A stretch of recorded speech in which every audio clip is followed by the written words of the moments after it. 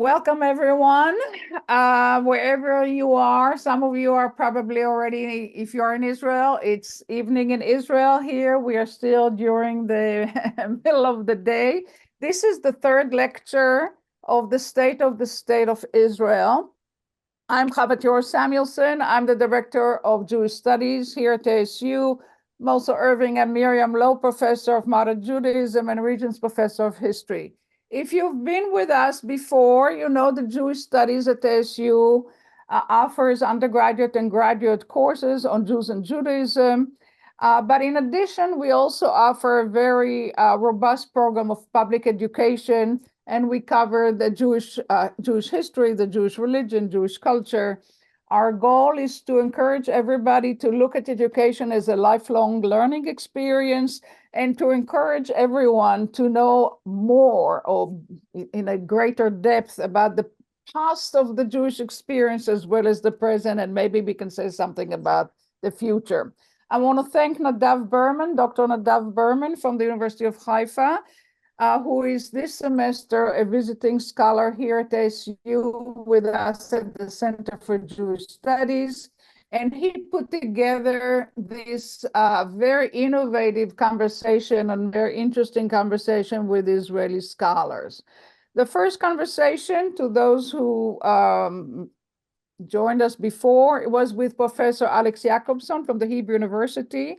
And his focus was on the military and political dimension of the Israeli-Palestinian conflict. To understand that complex conflict, we need to know not just the history of the various military phases of the conflict, but also the complex political debate within Israel and also among the Palestinians themselves. Professor Jacobson insisted that while Israel has no choice but to dismantle Hamas military capabilities, Israel also needs to recognize the national aspirations of the Palestinians and create the conditions for peaceful coexistence of two states side by side. The second conversation was with Professor Uriah Shavit of Tel Aviv University. He focused on the religious dimension of the conflict, and he paid attention to the complexity and subtlety of Muslim understanding of modernity and traditionalism. People who don't know the history of Islam and Islamic thought, that conversation may have been a bit challenging because it didn't only explore the subtlety of the position, but also it focused on Israeli states. So the questions that Nadav Berman discussed with Uriah Shavit are very complicated questions. They involve the leadership in the West Bank and in Gaza, but also the Arab citizens in Israel. Some of them, of course, are in the Knesset. And he spoke about a particular person who may not be known to American Jews. The Israeli-Palestinian conflict, in other words, has a very complex religious dimension, and that's what we're going to explore today by focusing on the Jewish side of the religious dimension. So today, Nadav will introduce to us Professor Annabel Herzog, who will tell us a little bit more about the messianic dimension, the debate among Israeli Jews, especially those who are settlers in the West Bank, I would assume. We will hear more about that. And Nadav, the screen is yours, and you tell us what you need to tell us. Thank you so much, Professor Samuelson. Thank you all for attending. Yes, so today we are delighted to have with us Professor Annabel Herzog of the University of Haifa. Professor Herzog is a professor of political theory at the School of Political Science at the University of Haifa, as I said. She is the author, most recently, of the book Levinas's Politics, Justice, Mercy, and Universality. And we'll hear from her about Levinas's opinions on the state of Israel, the state of the state, that, of course, Levinas is not with us for a few decades, but it would be fascinating to try to extrapolate and to hear what might Levinas think about the present, and perhaps, as you said, Chava, maybe also about the future, or the futures, the possible futures that we face. And Levinas, as a Jew who lived in France and remained an exilic Jew or Jew of the diaspora, his approach to the state of Israel, questions of messianism, political theology, that is, how do we think about political issues while recalling that religious traditions are always somehow in the background or on the stage.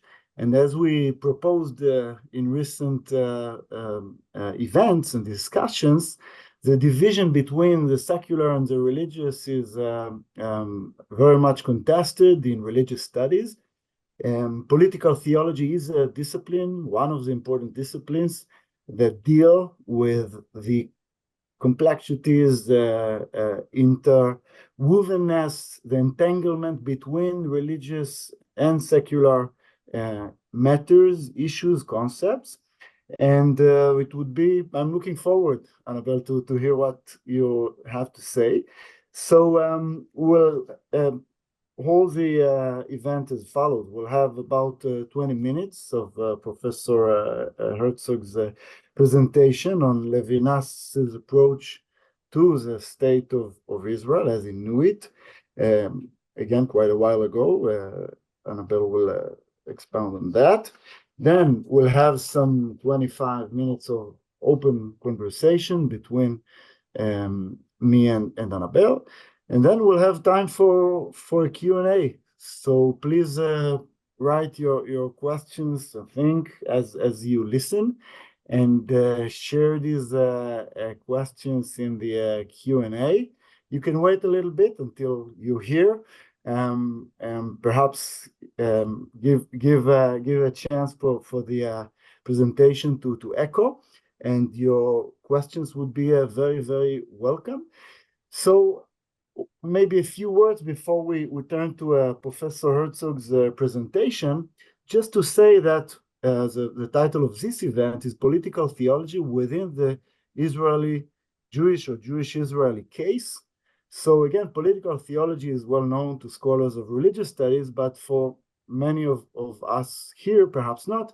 So let me just say that this term, again, denotes or tries to describe this very, very complex situation in which modern societies that, again, are very much secular or secularized due to the Reformation that we mentioned in the previous event, and Martin Luther, and 19th century secularism, the new science, and so on. Yet, many, many scholars believe or think or take it for granted that there are important religious ideas that are still in the back, and there are many religions, right? Therefore, these concepts are varied, often or sometimes in tension with one another. And in fact, within every religious tradition, there are inner tensions and complexities and contesting ideas trying to win the attention of the believers, of the churches, of the synagogues, of the mosques, etc.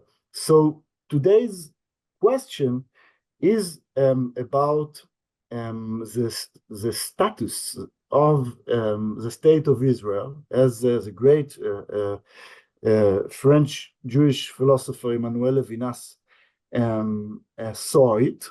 And we have a few questions, important, burning questions on the table. To say burning when the north, right? You live in Zichron Yaakov, Annabel. The north is burning literally. So I'm sorry for using this term metaphorically, but these questions we believe are important, hopefully, and get more attention when the political scene will be peaceful. And let me just say, maybe mention, I should say at the outset, that it's been 353 days of 101 hostages in Gaza that we all yearn for their safe and the rapid return home to the families, and for peaceful resolution to the conflict, to this multifaceted conflict.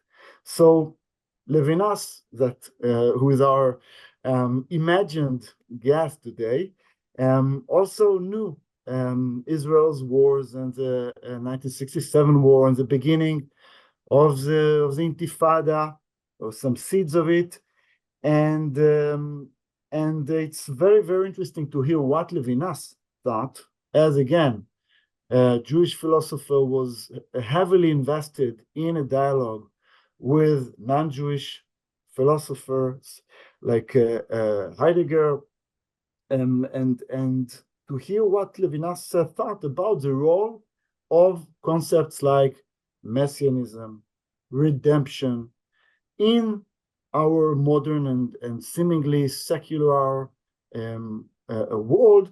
And the ultimate question that we carry with us from previous meetings is whether religious concepts can play any productive role at all, or perhaps religion is only a conversation stopper, and wars incentivizers. So the question is whether Jewish tradition, as Levinas saw it, might play a role. And it's very interesting and fascinating to hear your presentation, because Levinas lived in France, which is very much dominated by the laïcité, the French idea of secularism, which is very strict and very different from the American case. And I guess you'll make some comments on that, Annabel. So we are delighted to have you and to hear what you'll say and teach us about Levinas. Please, Professor Herzog. Thank you. Good morning, America, and good evening, Israel, if there are Israelis or people in Israel listening to us now. Thank you, Professor Chava Tirosh Samuelson, for your introduction, and I would like to thank my colleague in Haifa, Dr.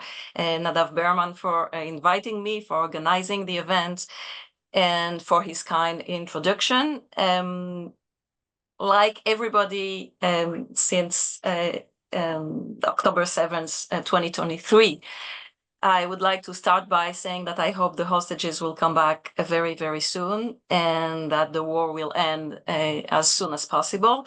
And I also want to say that I'm living something like 15 kilometers from the closest bombing right now. So I hope that this evening and this talk will be peaceful, and I will be able to talk until the end of the hour that we have together. But if there's an alert or if there's a problem, I will have to leave you in the middle. So be be ready for that, because we're very, very close to the place of the war. Be alert. The alert, yes. As that, yes. Yes, the alert. Yes, I live in Zichron Yaakov, which is something like 15 or 20 kilometers from Yokneam, and Yokneam was bombed today. So yeah, there were alerts. So okay, so I hope that we won't have anything like that now, but you know, it's night already, and not night during the nights these last days. There are problems, as you all know. So the topic of Jewish political theology is a very wide one, and I would like to start with a general question. Does Judaism have implications for politics? The question may seem irrelevant in light of the modern-day reality of the State of Israel, which has now been around for as long as all but the oldest among us can remember. Indeed, beyond the mere existence of a political entity which self-defines as Jewish, Israel's regime and policies have been the subject of continuous argument since its creation, and this debate has eclipsed the modern intellectual inquiry into Jewish politics, or politics in Judaism, or Jewish political theology. Yet, since the Enlightenment and the Jewish emancipation, Judaism's political implication, or lack thereof, have generated much discussion. The acquisition of political rights beginning in the late 18th century transformed the Jews of Europe into full citizens in their respective countries. Did this make Judaism a mere religion, a system of spiritual beliefs and practices with no national and political dimensions? And if so, was this religion an ethnic or a universal one? was the specific message or significance that Judaism was supposed to offer the Jews or the general, mostly Christian population? And if Judaism was not merely a religion, what was it? And how was it supposed to affect the lives of the European nation states' Jewish citizens? The emancipation, the Zionist project, the Holocaust, and the birth of the State of Israel were critical moments that led to reformulations of the meaning of individual and collective Jewish existence. In the context of Jewish philosophy, which is my general context, these questions are entangled with other philosophical ones. Jewish philosophy, from its medieval beginnings, has tried to establish connections between universal reason and the Jewish tradition viewed as a particular set of theological, moral, legal, political, and cultural positions. In so doing, it has interpreted in philosophical terms the difference that constitutes Judaism. Specifically, Jewish philosophy has always scrutinized the Jewish texts, the Hebrew scriptures, Talmud, and commentaries, in order to establish a dialogue between them and arguments from the Greek, Christian, and Islamic philosophies. Jewish philosophy's main goal is to analyze the metaphysical, ethical, and political ideas of the biblical and rabbinic literatures, to probe these literatures in order to evaluate, criticize, praise, or transform philosophical conceptions. The relationship between philosophy's universalism and Jewish particularism, as expressed in Judaism texts and ideas, is therefore essential to Jewish philosophy in all its developments. In modernity, these inquiries often take the form of an endeavor to synthesize philosophy's universalism and Jewish particularism. Some of these works reinterpret the Jewish canon with the help of philosophical concepts, creating new Jewish understandings of ethics and politics. During the 20th century, these discussions influenced both how Jews perceived their integration within European nation states before and after the Shoah, and how they understood the creation of the State of Israel. This evening, I will say a few words about these questions via the example of Emmanuel Levinas, focusing on how he understood the creation and the purpose of the State of Israel. Some of you may have heard of the French Jewish philosopher Emmanuel Levinas. Levinas was born in Lithuania in 1906.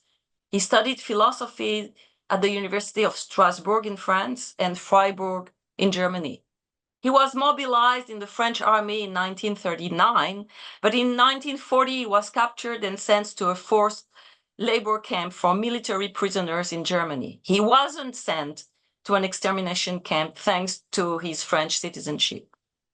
His wife and daughter were hidden by French friends, while his Lithuanian relatives and those of his wife were murdered in the Holocaust. After the war, he published philosophical books and commentaries on the Talmud, and he taught at the Sorbonne University in Paris. He died in December 1995.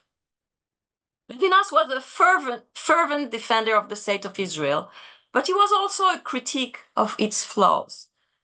Through the comparison between these two apparently opposed positions, one can formulate major political and theological problems relevant to the State of Israel today. And I will start with Levinas's defense of the State of Israel. For Levinas, the modern State of Israel is the manifestation of the conception of justice elaborated in the Bible and in its commentaries. While he considers the modern State of Israel to be as violent as any other state, he is convinced that it is meant to reenact the specific form of justice conceptualized in the Bible and later on in the Talmud as a path to messianic redemption or as a messianic redemption itself. For Levinas, however, such a redemption is not related to nationalism or territory, but to a form of justice that embodies social laws concerned with questions of food, work, and shelter. Moreover, by messianic redemption, Levinas never, ever means the coming of a human person who would be the Messiah, but he always means a social situation. In other words, for Levinas, the modern state of Israel manifests Israel's vision of messianism by means of its respect for the social laws formulated in the Bible and in the Talmud. As he said, quote, "The state of Israel is the first opportunity for the Jews to move into history by bringing about a just world. The sacrifices and works which the realization of justice invites human beings to make give body once more to the spirit that animated the prophets and the Talmud."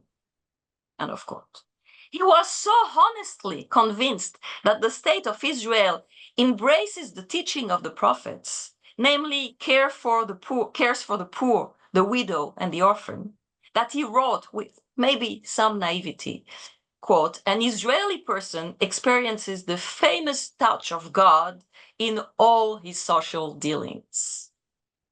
In other words, in Levinas's telling, the state of Israel manifests a particular version of justice, namely the prophetic and messianic vision of social solidarity, a society, quote, "a society in which man is not exploited, a society in which men are equal, a society such as the first founders of kibbutzim wanted it," end of quote. For Levinas, this means that the state of Israel is inventing something unheard of, a special blend of all ideas and new realities. The modern state of Israel is the patient elaboration of what he calls a monotheistic politics, a politics that perceives the trace of God in the face of the other person. This monotheistic or messianic politics is both that defined in the Torah and that realized in the modern state of Israel. This component of social justice of the state of Israel comes together with a second component, survival. Justice makes survival possible. Levinas emphasizes that survival is a universal need fulfilled through political stability and peace. The state is the cause of wars and destruction, but also the answer to them. As a result, one of the main concerns of the modern state of Israel is to ensure a refuge for those who are persecuted. This notion is emphasized in a 1979 essay written after the visit of President Sadat to Israel, in which Levinas recalls the 19th century Jewish populations of Eastern Europe, quote, "exposed to persecutions and pogroms, and 20th century anti-Semitism and Nazism." As he also writes, "The millennial history of outrages and tears, of permanent insecurity, and of the shedding of real warm blood is where the concrete cause and real raison d'etre of Zionism lies." It follows, according to Levinas, that if the modern state of Israel is strong, it is also weak, because it was born from the suffering of European Jewry. And it is still menaced by its neighbors in disputed nations, rich in natural allies and surrounded by their lands. The state of Israel gets its legitimacy not from any so-called need for a Lebensraum, which Levinas never recognized as a right, but from its being born for self-defense. The modern state of Israel allows a survival that is necessary for the implementation of its specific justice, social justice, for all. But now, his criticism of the state of Israel.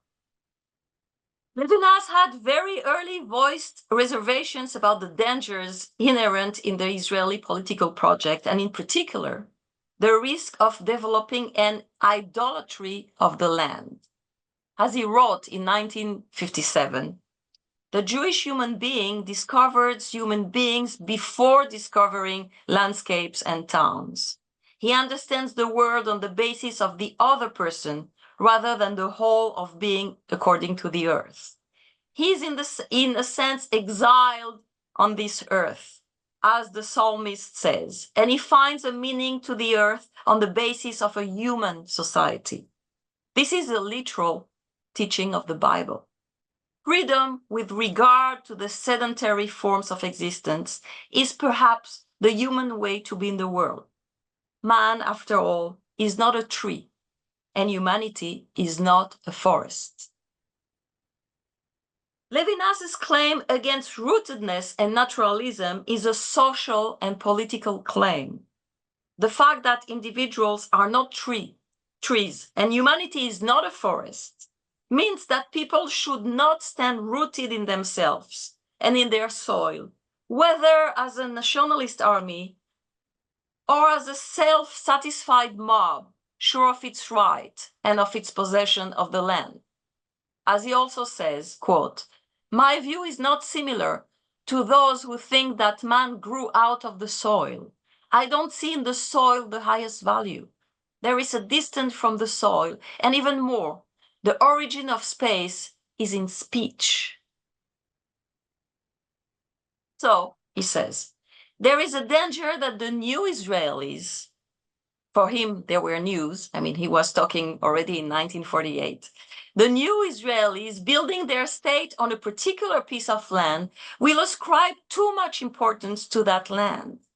In an interview given in 1982 after the Sabra and Shatila massacres in Lebanon, he says, "A person is more holy than a land, even a holy land.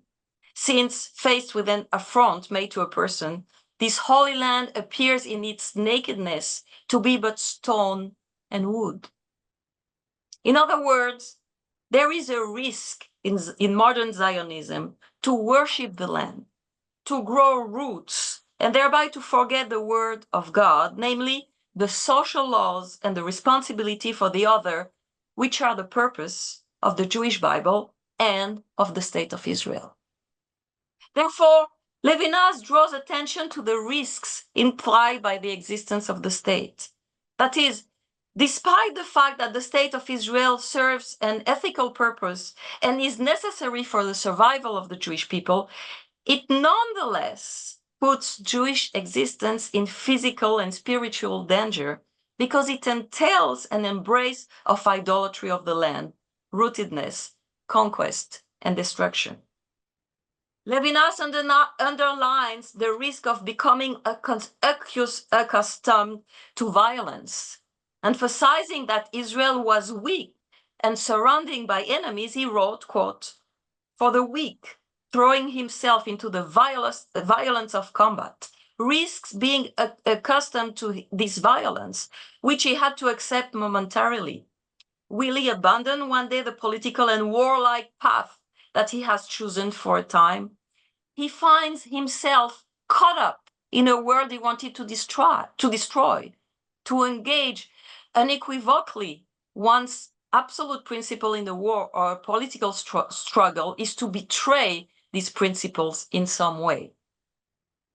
The State of Israel, says Levinas, is in danger of betraying itself in forgetting to realize its own principles, its specific version of justice.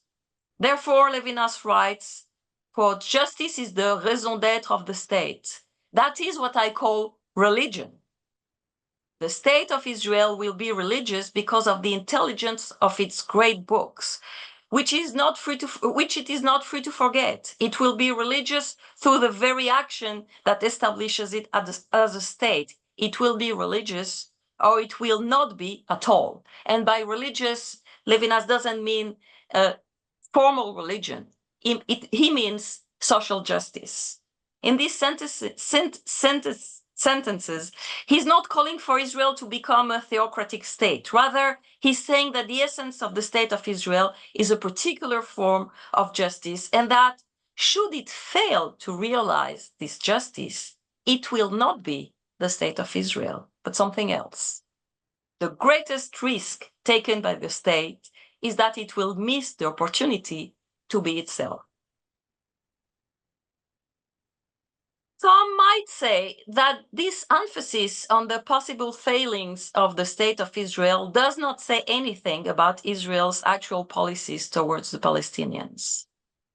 It must be noted, however, that most of Levinas's writings and remarks on Zionism were composed at the time when Israel's main concern was the ongoing state of hostility with the Arab states, namely before the 1979 peace treaty with Egypt, and thence before the Palestinians were left alone in their struggle against Israel. Of course, today, this year, we know that the Palestinians are not really alone in their fight against Israel. Still, Israel is not in a state of war against its direct neighbors. And at the time Levinas was talking, he was talking about the war against Jordan, against Egypt, and not against the Palestinians. By this, I do not mean to suggest that there was no violence between Israelis and Palestinians before 1979. But we should recall that it was not unusual in Europe at that time to consider Israeli-Palestinian violence as occurring within the context of the larger conflict between the many Arab states, which Levinas calls undisputed nations, and Israel. This is the background of Levinas's writing on Zionism, not the occupation of Palestinian villages, though we begin to see a shift in this direction in the beginning of the 1980s, when he first mentions, quote, Palestinian nationalism and its just complaints. It is therefore against that background of conventional war that Levinas feared Israel would betray its own principles of prophetic moral codes and the idea of its peace in worshipping the land and becoming accustomed to war. We must note that the first Lebanon War, and today we are already in the third Lebanon War, I think, the first Lebanon War and the Sabra and Shatila massacres of September 1982, perpetrated by Christian phalangists allowed by the Israeli army to enter the camps, apparently induced a change in Levinas's view toward violence vis-à-vis the state of Israel. This change is perceptible in a 1986 interview. When asked about Israel then, Levinas answers cautiously, quote, I would only say that now, under the circumstances, a state is the only form in which Israel, the people and the culture, can survive. Namely, when pressed to say more, he refuses. I will say to you that there are many things about which I cannot speak because I am not in Israel, he answers. Some scholars critically wonders about the meaning of this silence that is professed but not maintained, but this silence was maintained. Almost everything that Levinas ever said about the state of Israel was said well before the period of this interview in 1986, even perhaps for a 1992 interview in Hebrew, in which Levinas said, quote, it is not within my ability to provide a new point of view. Zionism is the survival of Judaism, not a nationalism whatsoever. We must note that in the 1982 interview, Levinas does not mention the messianic or monotheistic essence of the state of Israel, stressing instead only the realist necessity of a state for Jewish survival. We can therefore sum up Levinas's positions on Zionism as follows. The modern state of Israel has a double meaning. It is the realization of the social laws expressed in the Bible, and it ensures the survival of the Jewish people, after fully a third of the Jews alive before World War II were murdered by Nazi Germany. These two meanings or purposes are the two sides of the same coin and cannot be separated. Indeed, the Jewish people must survive if they are to realize the teaching of the prophets. As a result, the survival of the state of Israel is the condition for its messianic achievement. However, this achievement is put at risk because of the danger of worshipping the land, of putting the land before justice. It seems to me that Levinas's positions have been continuously relevant since the creation of the State of Israel and until today. It is not my intention to comment right now on Israel's current situation. Maybe I will in the Q&A or in the question that Nadav will ask me. But to note that the conflict between the love of the land and the desire to implement values, what Levinas would call the prophetic teachings of the Bible, has been a constant characteristic of that state's existence. For Levinas, neither the land nor even the state of Israel are messianic values in themselves.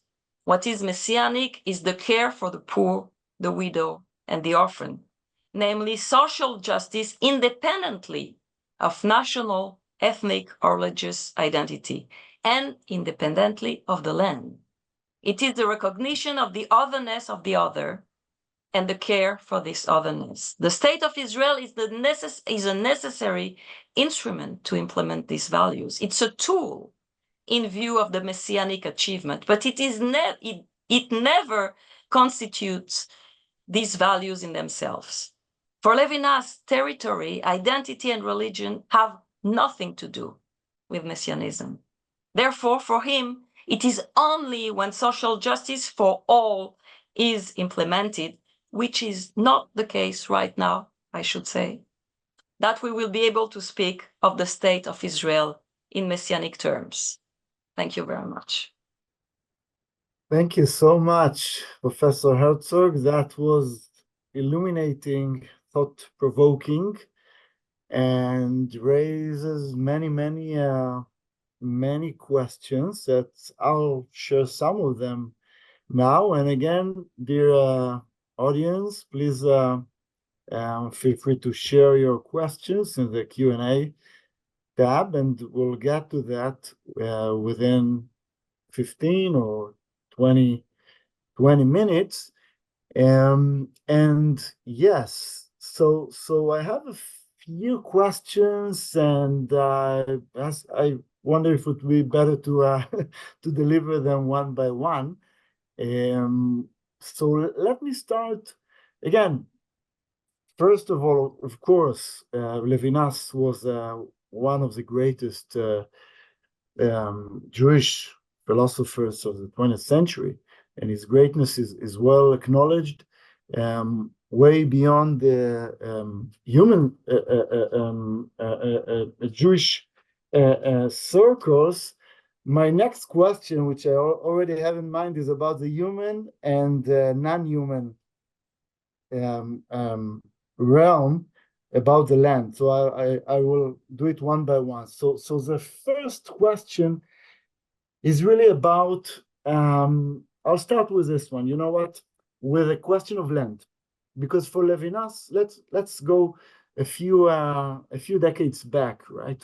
Because part of the challenge with ethics and with Levinas in particular is to address this messy question of concreteness and the particularity of the moral dilemmas that we face. Now, when Levinas looks at the early Zionist project and the founding of the State of Israel out of quite a long war, and there weren't so many people there, right? All in all, Jews, Arabs, Christians, Muslims, and the land. It was easier to speak about the land in the context of the risk of idolatry, but one might ask about the pitfall of the land from an environmentalist context, but also from a political context. Whether land is actually more important, not only for human beings, Jews, non-Jews, Israelis, Arabs, to exist, to make a living, to flourish, if possible, in Israel, in this very dense east bank of the Mediterranean, with nearly 15 million human beings nowadays, which is much more than what Levinas saw in his life, even in the You're 90s. you're talking about the state of Israel and the occupied territories when Sure. you give that number. Yeah. Sure, of course. I Yeah. said in the east bank of the Mediterranean, right? From the river to the sea. From the river to the sea. Some would say would include, the potential returning hostages, 4th, 5th generation Palestinians outside, eastern to the Jordan River. But I'm asking about Israel and Palestinian Authority, Gaza. And again, let's keep Gaza in mind, not only because there are Israeli refugees there, but also because the life conditions. You mentioned the term Lebensraum, living space in German. This concept, living space, is actually, I think, something quite important for making, first of all, for making human life possible. Second, for reducing conflicts. We know from Alon Tal that, right, the great Israeli scholar of environmentalism, that it's not deterministic, but when lands are becoming, highly popularized, I would say, demographic explosion, conflicts tend to emerge or to be more bloody. And my question to you would be, first of all, whether Levinas acknowledged this difference, that the land, these factors that we of course know that is susceptible to idolatry in the eyes of the prophets, right, in the Bible, whether you acknowledge this shift, that the land became more full, and hence the question to Levinas, and perhaps also to you, right, because there's seemingly, from an environmentalist and also I would say welfarist perspective, some connection between roots and routes. You know this connection very well from Jeremy Bernstein. So I wonder whether land is actually more important, and whether, alongside being careful from fetishizing the land and prioritizing to human beings, Jews and non-Jews, we should also wonder what's the role of the demographics in Israel, and particularly in Gaza, because it's one of the highly populated areas in the world, and we know that the war now in Lebanon is very much a result of what's going on in Gaza. So I'm inviting you to reflect on that. Yeah, it's a very wide question. In fact, you ask a few different questions in your question. So the question of Gaza, I think, is I'll talk about Gaza after trying to answer first about what Levinas would say to answer your question. And I'm talking about what Levinas would say. It's not my personal point of view. It's Levinas's point of view. So, of course, Levinas knew that a land is important because you have to be somewhere. So it's not that you can, live above the land or in a no land place. That doesn't exist. So you need a place to be. The question is not if a land is important or not important. A land is obviously important.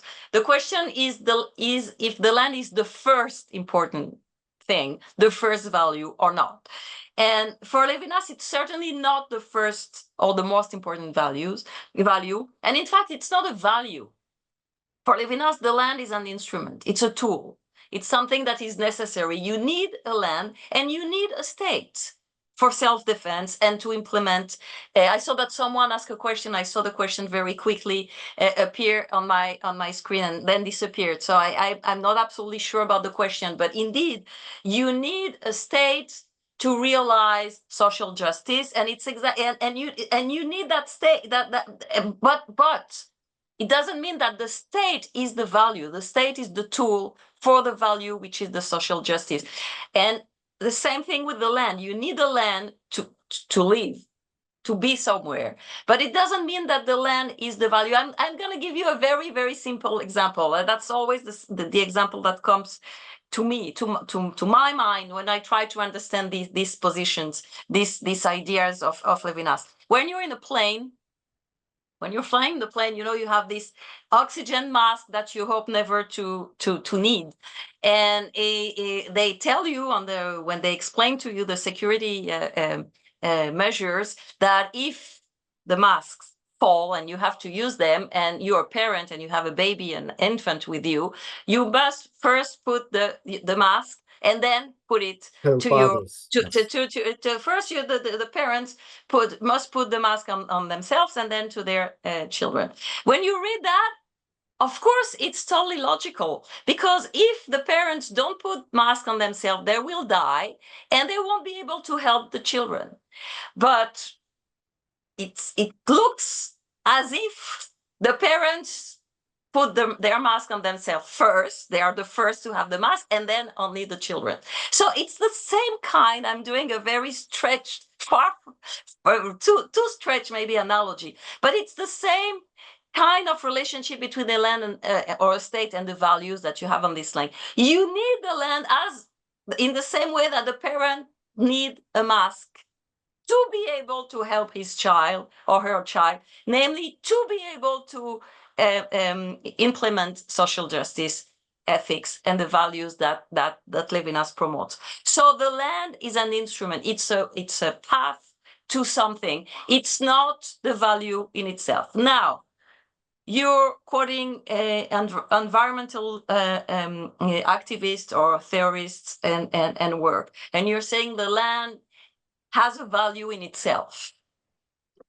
Not exactly in itself, Annabel, just that sometimes, as you said, in the oxygen mask, sometimes means are very, very vital for making some. And I'm just saying, and maybe pushing it to another question that you cite in the book, Levinas speaking about the painful necessities of the occupation, and some would say that the density of Israel makes many more people, even non-ideological ones, to go there. They just can't make a living elsewhere because, as we know, real estate became terribly expensive in Israel.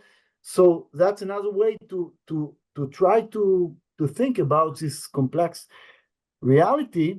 And again, maybe to ask more particularly, because Levinas was very broad, but this is actually a very specific comment, and maybe had some reflections, hidden diaries or something that are not in the book about the 90s, the early 90s, and the beginning of the peace process that some would say partially succeeded.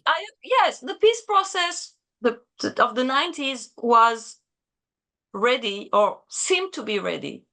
I was not part of the peace process, so I was not.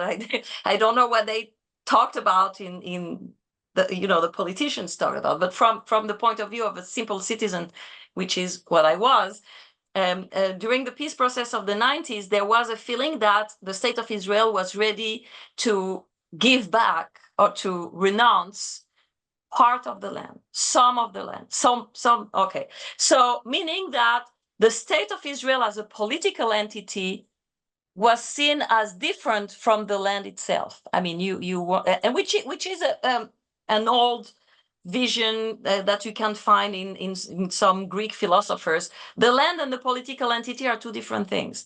Okay, so you can give back a part of the land and you are still the state of Israel. Okay, it's not that if you take part of the land, you are not the state of Israel. Some people in Israel today, and you know that, and not only today, but also in the 90s, believe that the state of Israel and the land are the same thing. The land of Israel and the state of Israel should be, maybe they are not right now the same thing, but they should be the same thing. And that if you give back even a small part of the land of Israel, you are in fact also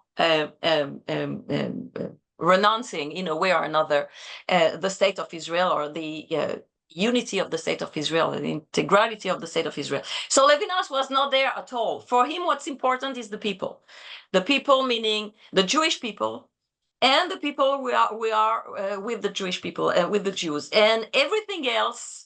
And here, it's really not an environmental position. Everything else, including the land from a theological point of view or from an ecological point of view, which are two different points of view. The land is only a tool. And Levinas didn't like at all.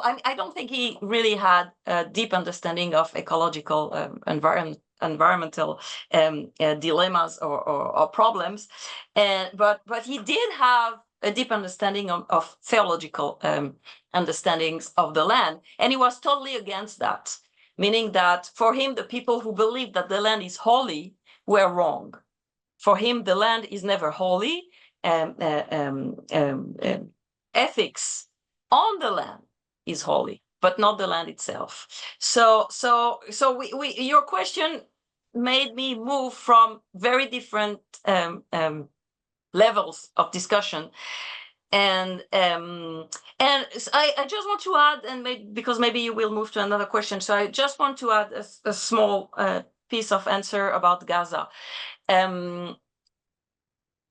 It is obvious, I think, to everyone in Israel, except maybe for very few people, that the Palestinians living in Gaza will be living in Gaza. They will continue living in Gaza.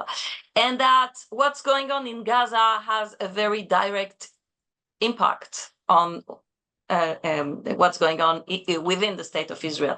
And I'm just going to give you an example that has nothing to do with the war and nothing to do with the relationship between the Jews and the Israeli and the Palestinians, which is the COVID crisis. You know, when you have a pandemic, if people die in Gaza, they will die in Israel. And if they die in Israel, they will die in Gaza, because the pandemic doesn't recognize borders. So it's obvious that there will have to be a way to live together. I'm not talking now about politics. I'm talking about the land, as you said, the environmental. And I just want to add that there are many cooperation, not with Gaza right now because there's a war, but between the state of Israel and the Palestinian Authority and all kind of NGOs from both sides of the Green Line, meaning the Palestinian territories, not Gaza, okay, the West Bank. So there are all kind of cooperation about environmental issues like water, like pollution. Of course, in times of peace, there are more, and in times of war, there are less. But this cooperation is quite continuous, and there are all kind of people and of groups and of forums and of organizations who try to work together, Palestinians and Israelis, to take care of our common land that can be divided with borders, but that is still the common land in the sense that we breathe the same air and we drink the same water, and we have to deal with the same pollution and the same problem of climate change, etc., etc.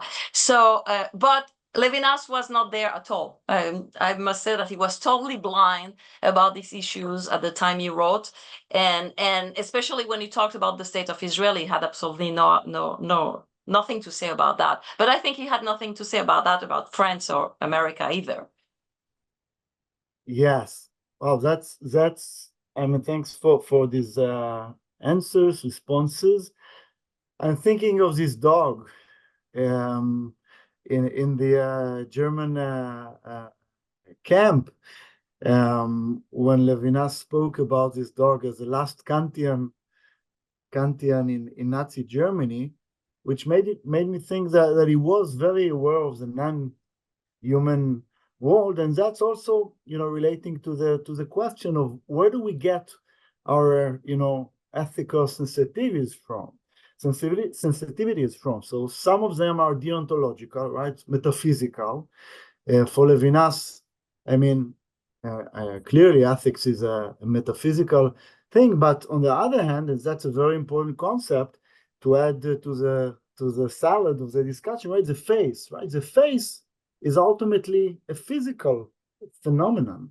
By seeing someone's face, we have this small window into God, into ethics, according to Levinas, yeah. And so this dog was showing mercy to Levinas as a prisoner, and in the same manner, I'm wondering about the role of, for example, trees, right? Human beings are not trees, and human society is not a forest. But it's interesting to ponder what you might say. Maybe you can add some more comments about the laïcité and the interesting difference between secular France, which is Catholic but secularized, and between Israel and the kind of messianism, political messianism that Levinas endorsed or thought is possible. So again, you are bringing me into very different directions. The trees, dogs, and secularism. Yes, but let's speak about the laïcité. I mean, okay. So to hear. So yeah, and I want to connect your question about secularism to the state of Israel, because that's the topic of our discussion tonight. So I won't take it to a French question, but a general question. So first, to tell you what it is about. So the best way, I think, is to explain the difference between the American conception of secularism and the French one. The American conception of the separation between church and state, and the French separation between church and state. In America, church and state are separated because people don't want the state to interfere into religion, of the freedom of religion, the freedom of religious practice, the freedom of churches to establish themselves, the freedom of religious congregations to convince people to join them, etc., etc. So the American people doesn't want the state to be part of that and to give its opinion and to decide which are the churches that are legitimate and which are the churches which are not legitimate. So that's why church and state are separated, and the result of that separation of the American secularism is that the public sphere is a kind of market, like for everything in the United States. So it's a market where all the churches can appear. Imagine a real market, tomatoes and cucumbers and fruit and vegetables, everything. So you have a market with all the religions, and they are free to establish themselves in the public sphere and to build their churches or temples or whatever, and to publish their call for participants, and to tell people, come to me, we are the best, and we heard God, and that's perfectly fine. And the state doesn't interfere. In France, the separation between church and state is almost exactly the opposite. The French people want the state and the church to be separated because they don't want the church to interfere in states' affairs. So it's exactly the opposite thinking. They are afraid that the church, originally the Catholic Church, but now it could be any church. Now it's the Muslim church, the Muslim religion. And they're afraid that religion will have something to say about citizenship, about the regime, about the way affairs, political affairs, social affairs are dealt with. And they want the church in general, I'm saying church all the time, but I mean religion in general, religious practice and religious belief, to be put on the side. So the result of all that is that the public sphere must be totally emptied from all religious signs. So it's almost a mirror image of the American secularism. In France, until not that long ago, you really couldn't have anything religious in the street, in the public sphere, in schools, in public events, in public speeches, in political institutions. Nothing religion, no, because they were afraid that the religion would interfere and change the way people think. So for the French, religion is a threat to citizenship, is a threat to being a citizen, is a threat to the vision, the political vision of France.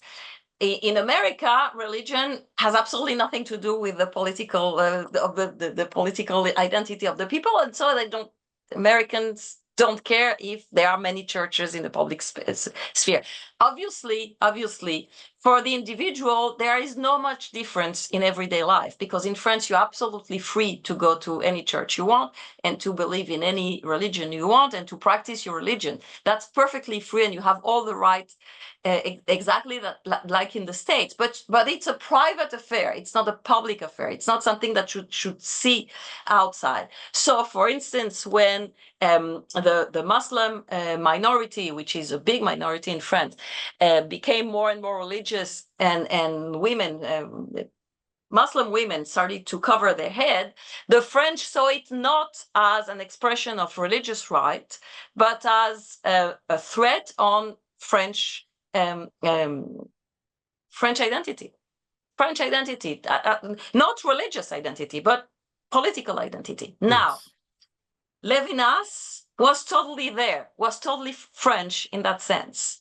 Totally French in that sense, and that's amazing, because on the one hand, his philosophy is full of religious values and references to religious texts, Jewish texts, and references to the Talmud, the Torah, and Judaism in general. On the other hand, he has a very deep belief that the political state should not reflect these religious practices. So when I said that he said that the state of Israel must be religious, it's certainly not in the sense that it must be full of religious symbols and prayers and rabbis and religious education. Not at all. He uses the word religion to mean something totally different. And what he means by religion, I already said it many times, so I'm saying it once more. What he means by religion is moral or ethics, meaning the respect for the poor, the orphan, the widow, and the orphan, social justice. That's what the values of the prophets of the Bible. And if you know the prophets of the Bible, and you know them, Nadav, you know that the prophet said, we don't care about all these, God doesn't care about all these expressions, sacrifices and expression of practices, religious practices. God wants your heart to be pure, and wants your behavior to be pure. Doesn't matter how religious you look like. So Levinas is totally there. Religion doesn't mean, the rabbinate, the rabbanut, again, the rabbis, or the way Jewish education is transmitted or not transmitted in schools. For him, religion means something that is really prophetic in the sense of what the prophets in the Bible said. Something that is about the purity of your heart and of your behaviors. In that sense, for him, Israel, the state of Israel, should be laïc, like France, should take the form, the secularism that should be realized in the state of Israel, should be on the model of France, and probably not on the model of the United States. Interesting, very, very thought-provoking. We are heading the end of this part of the event. I was thinking about the Mikdash, the temple. We spoke a little bit, or quite a lot, in the two previous events about the role of the Temple Mount, ascending by not too many, but not too few Jewish Israelis, that allegedly is not helping to minimize conflicts. And my own opinion is that there is actually a gap between synagogue Judaism, a tension between synagogue Judaism and temple Judaism, which is perhaps temple religion. One might ask whether it's profoundly Jewish or really something very, very different that actually the prophets criticized.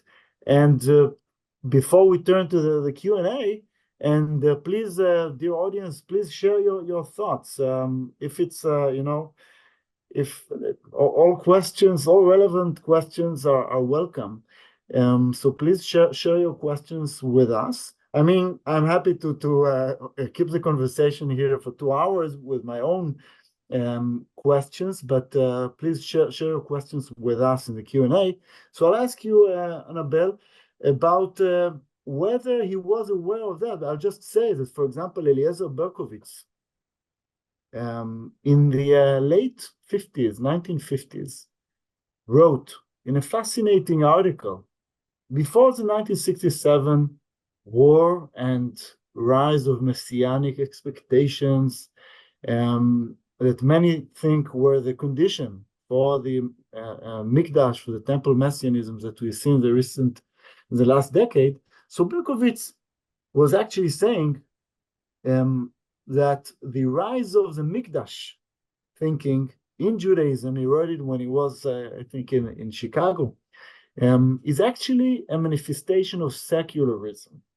It's a lack of faith in the vitality of religious life, in the quest to avoid the messiness of this world and the complications of ethics, and replace it with a belief in some temple that would be perhaps falling upon us from heaven. And in recent decades, more and more people, more Jews, believe that we should build it ourselves. I wonder if Levinas reflected upon this kind of messianism, which I think challenges and is in deep tension with the kind of morality that Levinas endorsed and thought is the best, as Herman Cohen did, right? We have a very important prophetic tradition in 20th century Jewish thought.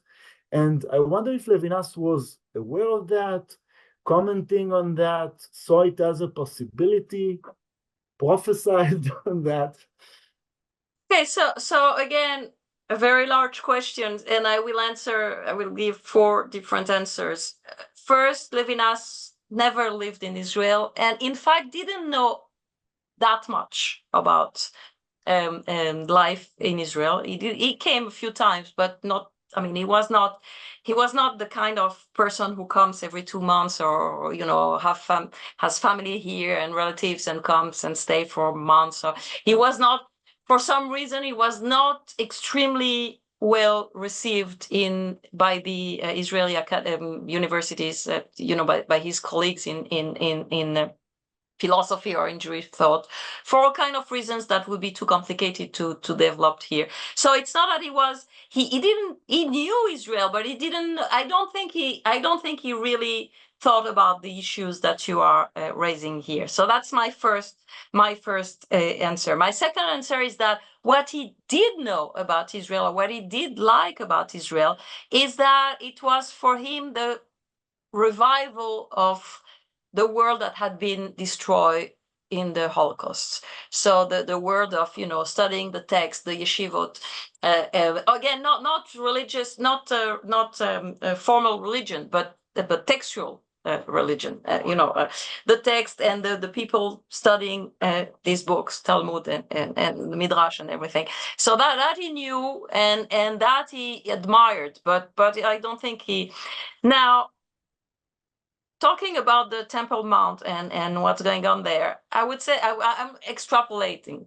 Okay, I'm trying to imagine. I would say that if we look at people who want to go back to the Temple Mount, if we look at their goal as a political goal, meaning a totally not religious but political goal, saying it's ours, it's in Israel. I mean, it's ours. We should be there.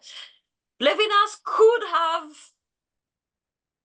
understood this kind of argument and discuss if it's true, if it's right or wrong, and if it's the right instrument to politics. I mean, the Temple Mount, if it's the right tool for politics or if it's not.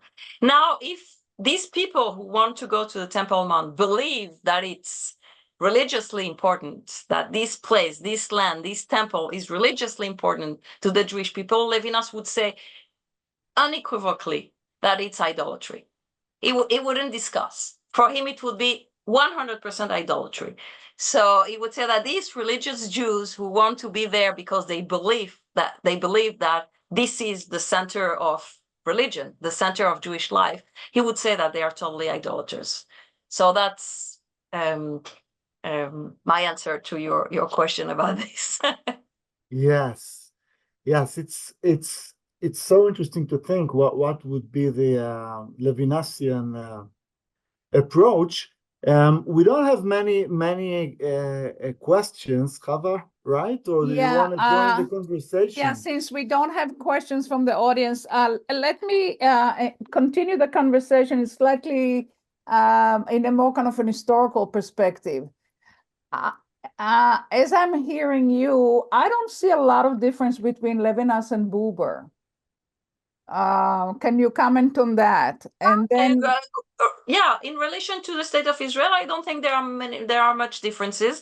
Buber lived here, so he had more knowledge, and his position on the relationship between the Jews and Arabs on this land were much more developed than Levinas's positions, and Buber had an opinion about the way this state should be created.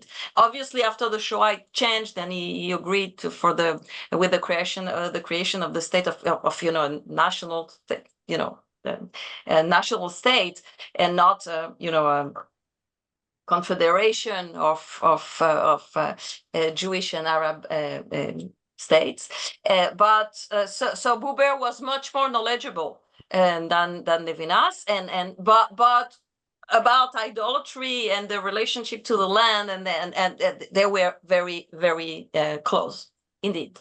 And another person we should bring to mind, also a critic of idolatrous approach to the land, is Yeshayahu Leibovich. Absolutely, and they have been not very known. Tal Sessler Rabbi Tal Sessler wrote a book about Leibovich and Levinas. I think he's the only one. I think it's the only book-length study of their work. They are very, very close. I mean, they have a very, very close vision of this idolatry.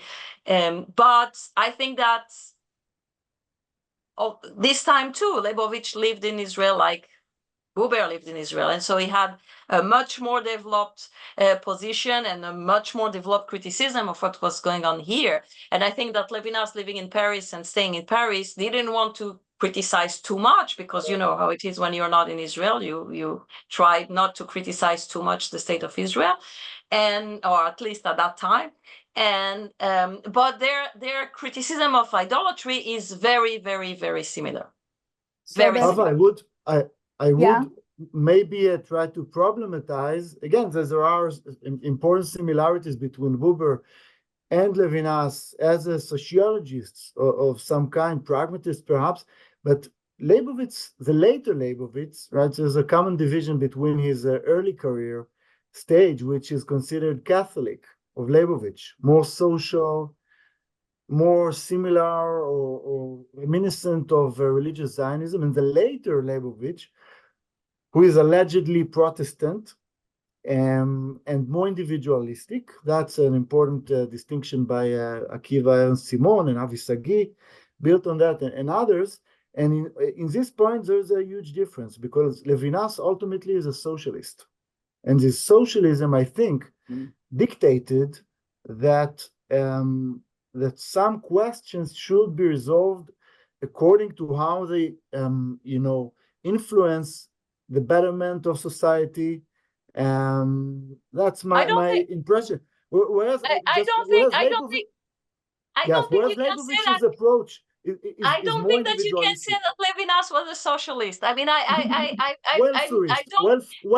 welfarist, not a communist. Okay, but don't say socialist, because politically he was not a socialist at all. I mean, welfarist. I'm correct. Okay, so I want it to be clear. Not that it's a problem for me to be a socialist, but he was really not a socialist. Yeah. I mean, he voted on the low case as okay. Socialist. So he was a liberal, and probably a liberal, but he voted center right in the French political sphere. He never voted on the left, but I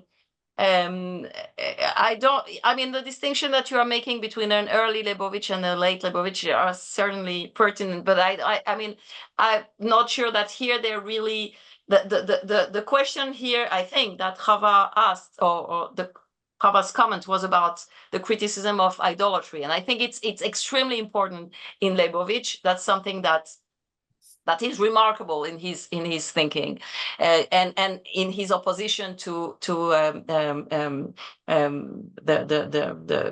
Kippot Zchugot, the national how do you call that, the הציונות הדתית, religious Zionism. the religious Zionism. Sorry for suddenly I had blank.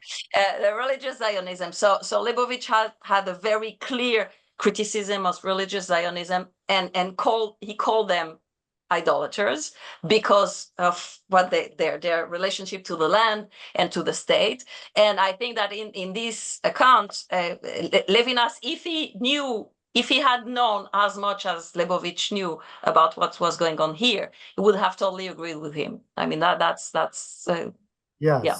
I just meant, or maybe to clarify my comment, that Leibovich's degree of iconoclasm, smashing the idols of so many idols that he believed we should smash, was a very high degree, whereas I think that Levinas was more constructive. His God was transcendent of Levinas, because later Leibovich's God was a holy other, very transcendent. I think there's something about the Levinasian God which is very near. It's a God that you can hug as you can hug the other person whose face,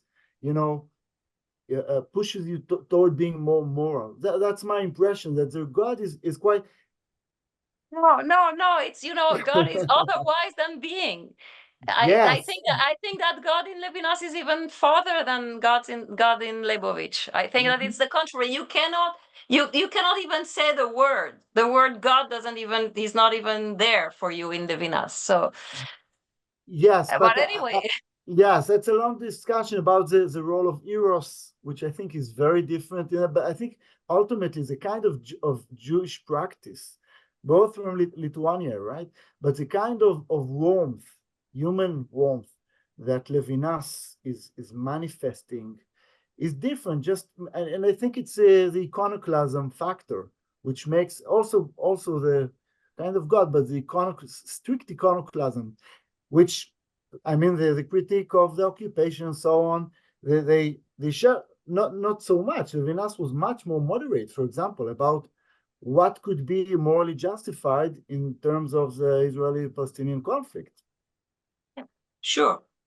I have one last question, and that probably will bring us to the end. How can you, if Levinas were alive today, would he have told us something concrete about the possibility of peace? What is peace in the Levinasian worldview?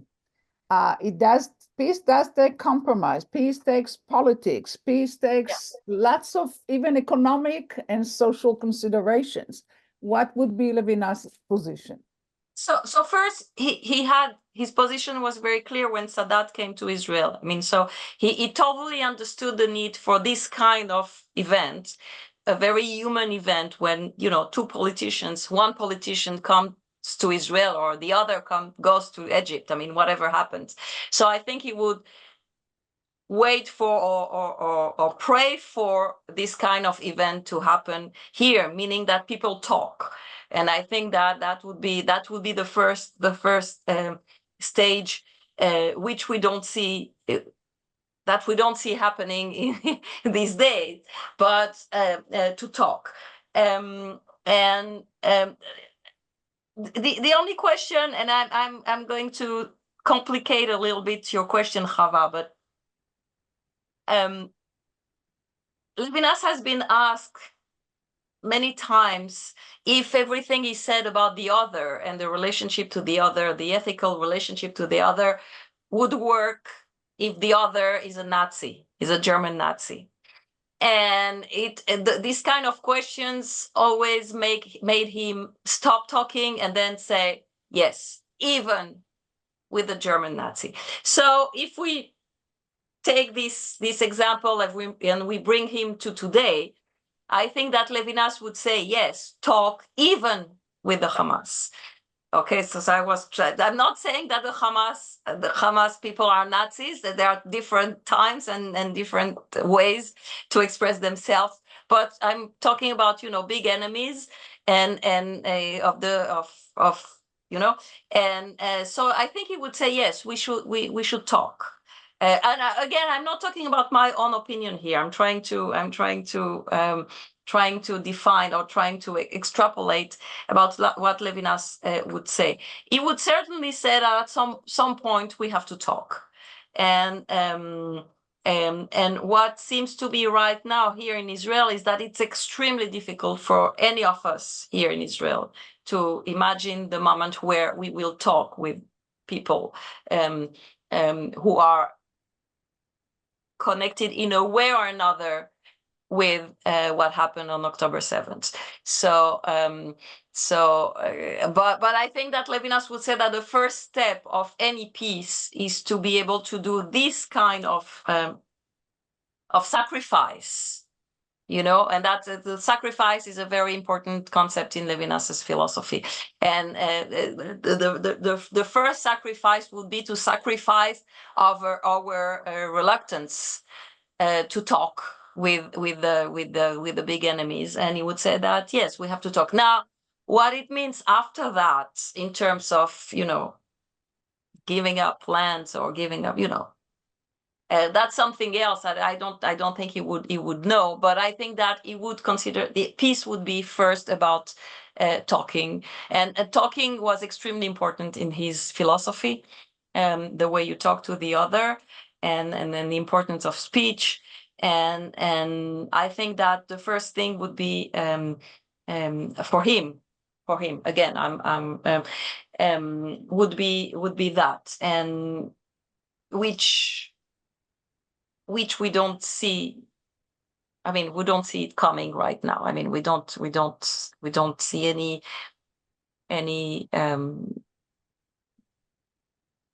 negotiation, negotiation, yes, of any kind. or nothing. We don't see anything, and we don't see talking from inside. I mean, I'm here in Israel right now, and I'm talking with people from all kind of political opinions, with all kind of political opinions. No one is ready to talk. No one is ready for that. I mean, people are too wounded, too scared, too traumatized, and I'm talking only on the Israeli side of the story. I mean, not here in Israel. People are right now not, and I'm not. Obviously, the politicians are not ready to talk with the other side, but the citizens of Israel are not ready to talk with the other side. So at this very moment, even the people who are totally against our current government, and there are many people who are against our current government for all kind of reasons. One of them is that the current government was in office on October 7th, and they are responsible for what happened. But even people who are not for responsible for not preventing, yes, which is also a huge sorry, of course, yes. Sure. I'm just clarifying. Yes, you're totally right to clarify. Of course, they are not responsible for. They didn't do what happened on October the 7th. Sure. They are responsible for not preventing. You're totally right. But even people who are against this government, you don't hear voices saying we should talk with the other side. And I think there will. I don't know if it's time, if it's a question of time, or if it's a question of something has to happen, or it's a question of leadership, or from on the Israeli side and on the Palestinian side. I mean, I don't know what has to happen for the people to get to the conclusion that we must start talking. And I'm not giving lessons to anyone. I'm not saying that we should talk and people should be convinced that I'm not. I know exactly what it feels to be here and what it felt to be here on October the 7th. I was here. So I'm not trying to say that people are not okay. People are perfectly okay. But what I'm saying is that talking again, answering you again, Chava, about what Levinas would say, he would say it has to start with talking. Well, we are all for talking, and that's exactly what this series of lectures, conversations is attempted to accomplish. And actually, I think that one of the problems, one of the take-home messages that I derive from this engagement with Israeli scholars, that the American public, the American Jewish public or the American public really is not familiar enough with the subtleties and the complexities and the depth of the discourse in Israel. And I really thank you, Nadav, for bringing 3 top Israeli scholars to the attention of our audience here in the United States. And as much as possible, I would like to urge people to read. Obviously, there is the language barrier, but even English newspapers published in Israel can give the American public, American Jewish public, a better understanding, a more nuanced understanding of what's going on. Wherever you are on the political map. So I encourage all people to do that. And I thank you for taking the time to being with us. And I wish all of us, since Rosh Hashanah is coming, I wish all of us at least a more peaceful year. We don't know how much that will come to be a reality. Let's hope that the hostages will be returned, although we now know that at least half of them are not going to be alive. Let's hope that the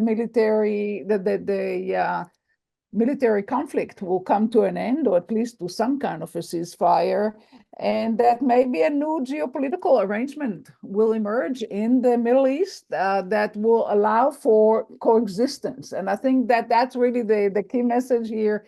To what extent peace is not about an ideal, it's really about the reality of coexistence of people who are very different, whose religions are very different from each other, and yet they have to share very small space. So thank you for illuminating this complexity, and I wish all the people on the talk a very happy and more peaceful and safe year. So thank you for being with us, and have a great day or a great night wherever you are.